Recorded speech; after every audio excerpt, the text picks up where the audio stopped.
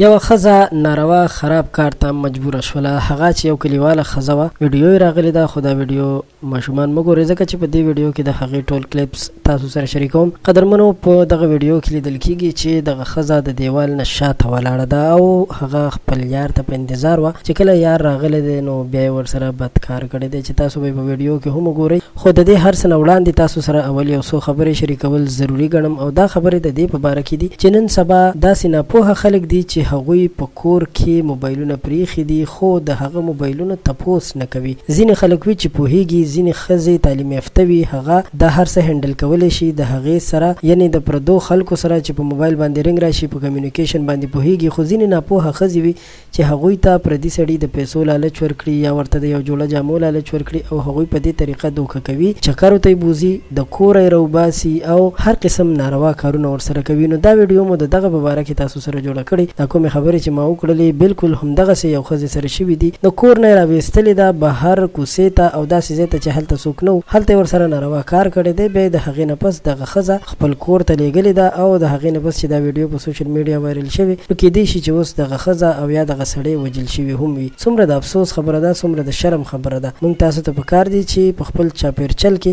دغسې مجرمان، دغسې ظالمان په ګوته کړو، هغوی ته سخته سزا ورکړو، ځکه چې دا زموږ ستاسو د بچو او زموږ ستاسو د معاشرې دشمنان دي او داسې خلکو ته سخته سزا ورکول پکار دي. ستاسو یو جهان مننه چې تاسو موږ سره ویډیو تر اخره وکتله. خوشحاله اوسئ، بریالي اوسئ، بریالي مو غواړم.